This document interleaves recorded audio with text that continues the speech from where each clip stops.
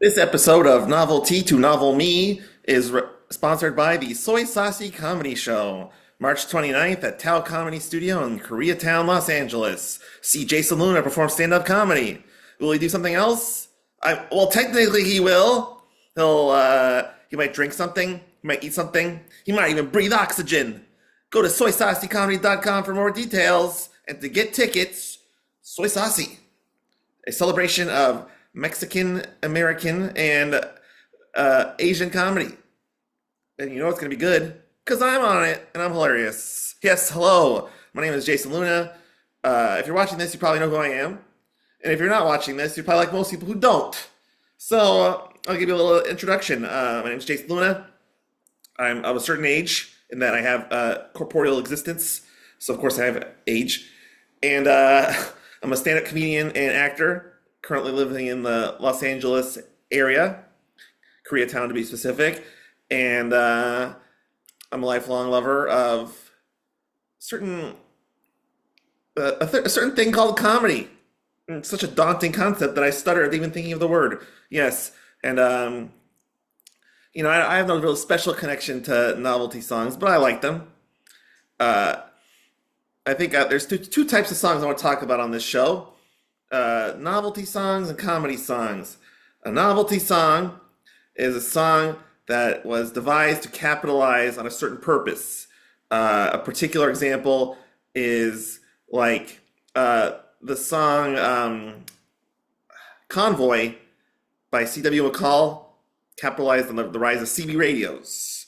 And then there's comedy songs, which are songs that are designed to be comedic in nature, often performed by just stand-up comedians or people with an inclination towards comedy, usually less traditional than a pop song. There are examples that we'll get to it at certain points.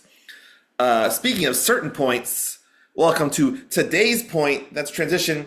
We're talking about Julie Brown's classic comedy song that no one wants to talk about today for reasons that have become very clear. It's called "The Homecoming Queen's Gotta." I don't want to say the thing because I don't want to be demonetized. I think you have to be monetized first to worry about the demonetization, but we're getting there. So Julie, so like I said, the Homecoming Queen's Gotta is a song by Julie Brown, or as I like to call her, Uptown Julie Brown, because I don't want to get her confused with Downtown Julie Brown, the MTV VJ. There is no connection to that lady. This Julie Brown is whiter than that lady. I don't know what that lady is. She's terrific. Whatever. That's not the issue. Julie Brown is a very talented singer, actress, singer-songwriter, known specifically for comedy songs and for being kind of silly. She also had some generic pop songs on top of the comedy songs. Transition. Like I said, she might be more well known to some for her acting career, although both are intertwined. I always remember her from her starring role as the ditzy blonde in the Gina Davis vehicle "Earth Girls Are Easy," which features a sort of in-movie music video to her hit song "Because I'm Blonde," and I might get to that. I will get to that song at some point on this list because that is also a very good comedy song and arguably better than this one. That song, has no context that YouTube would have a problem with. Mild blonde jokes are a lot easier than which the Homecoming Queen has. Yeah. So let's talk about this song. So on a much less controversial level, the structure of the song is it's sort of a parody of 50s songs, almost even earlier, because it's not a 50s rockabilly type song. It's more of a 50s ballad, which harkens back to older story songs, ballads, sad Broadway show tunes kind of things. But it's definitely got that 50s vibe. Very Grease 2. Say something the kids will understand. And, it's got it starts as like I said, it's a story song. So it's very dry. It's kind of like romantic. It's about the prom queen and she finally gets to dance with her homecoming queen. She gets the crown. All these tropes that just sort of come in, and then she gets her, and then she pulls out her Fatboy Slim's weapon of choice. If you know what I'm saying, and if you don't, it's very easy to Google. Google at your own discretion. And once that starts, once the problematic behavior I can't really talk about that much starts, the song picks up tempo, and it's not a very complex up tempo melody. It's like dun, dun, dun, dun, dun, dun, dun, dun, dun, dun, dun, dun, dun, dun, dun. It's almost intentionally simplistic. It reminds me a lot of like an action adventure film. We're sort of just getting like that sort of like ratcheting intensity as the problematic behavior ensues. And the plot is pretty direct when that happens. This is a comedy song. The police show up. Problematic material happens, and the prom queen stops having having a lot of other things going on. She may die. I don't know. And this is a tough song to begin with, but it's a good lesson. This song's perfect for me because you give me a normal song, I'll start stuttering and repeating myself and being confusing. But this time it serves a purpose and not discussing the homecoming queen using her. Anyway, so the song goes back to like the talking element. The homecoming queen, she's about to pass from totally natural causes that have nothing to do with problematic behavior, and she says she did what she did for Johnny. That's a very interesting thing there. I did it for Johnny because it felt like a cliche. It must have been a cliche, but I don't really have like a anchor to what the cliche is. The song probably came out after. I'm not looking it up. Around the same time as the Outsiders adaptation, the S.C. Hinton novel that I read in the eighth grade. Yes, about basically teenage gangsters and their problems, and of course Matt Dillon. When Johnny dies, he says, "I'm gonna do it for Johnny. Do it for Johnny." So it feels related to that. It's not, I don't think. And then this song and The Outsiders have parallels because they're both ostensibly okay for children to listen to. One was a children's novel. One was a top 40 hit. I'm not sure about that. And but they both have problematic things in it that a teacher would need to explain. Not enough teachers explain novelty songs in their classrooms.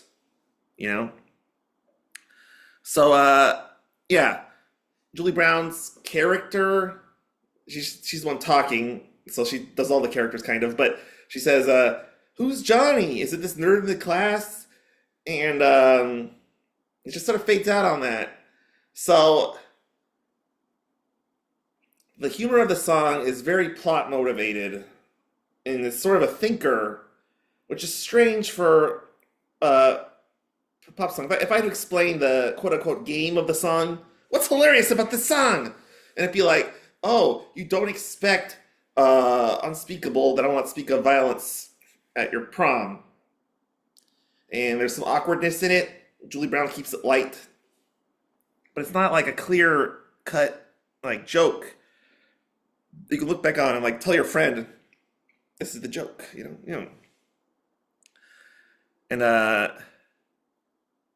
so yeah, it's just like it's using shock value for laughs. I wouldn't say I was offended when I heard this song for the first or thousandth time. It's just weird, but it is weird. And of course, you can't really bring this up. I guess the 80s were these halcyon days where the thought of a problematic things happening in schools seemed like something that was just like insanely farcical and, and fictional as opposed to reality. I don't want to talk about reality. All right. This is like, yeah, I've listened to several Julie Brown songs, at least a couple full Julie Brown albums, and this is one of her least funny comedy records to me. Like, if you judge it on the basic merits of like composition, it's like a sound composition. It's not amazing. Like I mentioned, the da da da da da da da da. It's not really like a very rich musical thing. You feel, it's not BB King for a very direct and obvious comparison. You were all thinking, uh, yeah, it was very plotty because it's setting up the beginning, the middle, the end of this thing that happens, and it's a bit jarring. I guess that's the point. Is that it's these all these old songs about how great high school was. This is bad, but I don't think it did enough to sort of elevate with like either like a funny character or funny moments to make that entirely work. It's fine. Uh, yeah, you just the hard part about this song is that you can't talk about it anymore. Like I said, this is reality. No one would be like, "Oh, that's an unusual story." It just sounds like the news.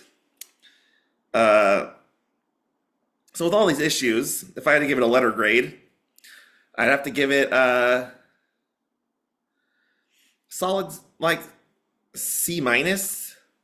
Like I find a certain appeal in Julie Brown's comedic worldview, her singing style, her attempt to make humor the forefront, to be audacious.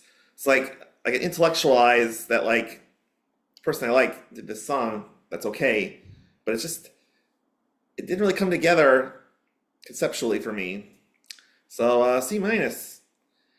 So that concludes the first of so sure be many episodes of Novelty to Novelme. Let me know in the comments. I'm sure everyone will love this to be shorter, maybe a little more dynamic visually. I mean, you got my face right there, so I mean that's pretty good. But a little more research, visuals, editing, a little more wackiness. I think a co-host or something would be good. Work on that. If I fall in love and get married, we're doing the next episode on Hollywood. And let's sweeten the pot and talk about next week's episode. I'm doing this in order off of when I accumulated my Spotify list of novelty and comedy songs. For the most part, my novelty songs lean a little more comedic, but we'll get there when we get there. Next week, a song I like, and like 99.99% of the songs on this list, not incredibly problematic in a much worse situation in the present day than the modern day. This song's fine. Valley Girl by Frank and Nunez Zappa. I mean, maybe it's a little harsh to segments of the female population, but it's silly. It's an excellent composition. I look forward to talking about it with you next week. And remember, it may not be a novelty to novel ye, but it's a novelty to novel me. Da da da da da.